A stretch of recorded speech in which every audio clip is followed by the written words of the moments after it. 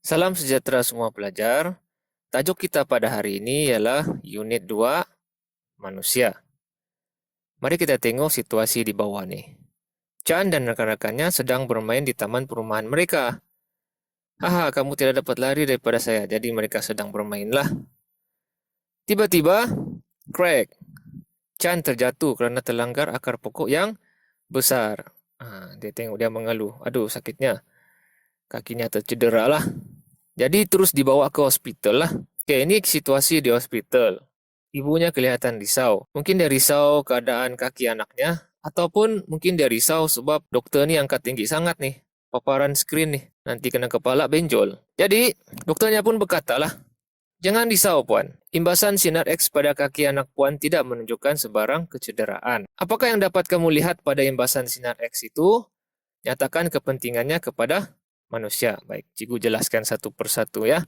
Pertama, cikgu jelaskan apa itu imbasan sinar X lah. Imbasan sinar X ataupun X-ray adalah satu bentuk radiasi. Sama seperti cahaya nampak, visible light. Yaitu cahaya yang biasa kita boleh lihat lah. Ataupun sama seperti gelombang radio. Bezanya, sinar X ini boleh menembusi tubuh manusia lah. Jadi apa yang dapat dilihat pada sinar X itu? Sinar X ini menghasilkan image struktur dalaman tubuh manusia. Contohnya tulang ni lah. Tulang kaki si Chan ni. Jadi apa kepentingannya? Sinar X ini membantu doktor dalam membuat diagnosis, yaitu mengenal pasti suatu keadaan atau penyakit yang betul lah, sekaligus merumuskan rawatan yang diperlukan. Jadi tajuk hari ini bukan berkaitan dengan X-ray, sinaran X itu, tetapi kita akan belajar tentang apa yang ada dalam badan kita, yaitu tentang tulang ataupun rangka. Jadi kita pergi ke muka surat seterusnya. Kita akan masuk tajuk sistem rangka manusia dan fungsinya. Tahukah kamu mengapakah cacing tidak dapat berdiri tegak seperti manusia? Cacing tidak dapat berdiri tegak kerana cacing tidak mempunyai tulang-tulang seperti manusia. Cacing tiada tulang, manusia ada tulang. Tulang-tulang dalam tubuh manusia membentuk satu sistem yang dikenali sebagai sistem rangka manusia. Sistem maksudnya sekumpulan benda yang bergabung membentuk sesuatu lah, dalam bahasa yang mudah. Jadi tulang-tulang ini bergabung membentuk sistem rangka manusia. Tanpa sistem rangka, kamu mungkin terpaksa menjalar untuk bergerak seperti saya. Kata cikgunya, bukan, kata cacing yang comel ini. Oke, cacing pun boleh bercakap rupanya. Cikgunya nih, cikgu Hawa nih, sebenarnya dia cakap nih, sistem rangka manusia dibina daripada tulang-tulang di dalam badan. Bagaimanakah rangka manusia berfungsi? Cikgu akan jawab ini dulu. Apakah fungsi umum sistem rangka manusia ni? Sebenarnya banyak fungsinya. Tapi yang utama ialah sebagai struktur sokongan untuk badan kita lah.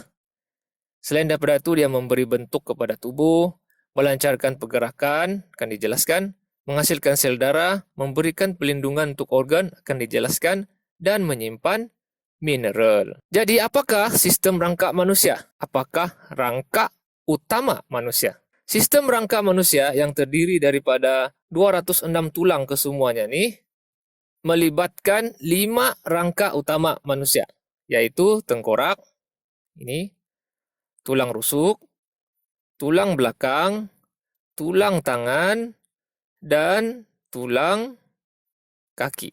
Jadi kita akan pergi satu persatu apakah fungsi setiap rangka utama manusia inilah. Pertama kita tengok tengkorak. Ini. Tengkorak melindungi otak kita daripada kecederaan lah.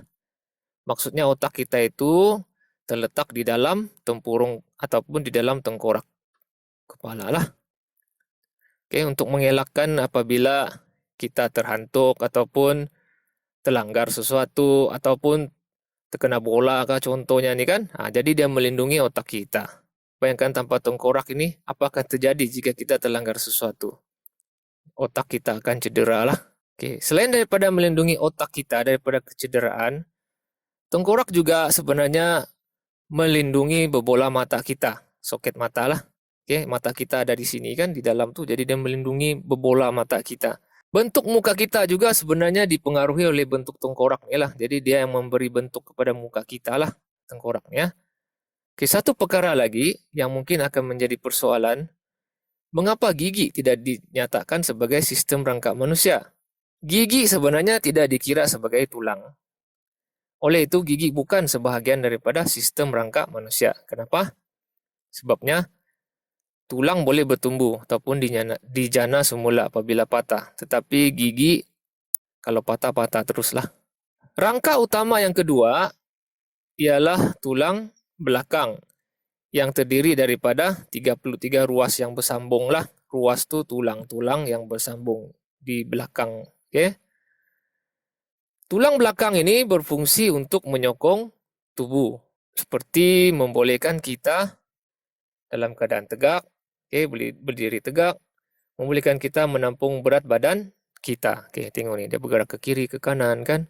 Kalau tidak ada tulang belakang, mungkin kita akan jadi seperti ini. Lembik. Selain daripada itu, fungsi lain tulang belakang sebenarnya melindungi saraf kita dan juga tempat menghasilkan sel darah merah. Rangka utama yang seterusnya ialah tulang rusuk. Bagaimana kita mau kenal tulang rusuk ini?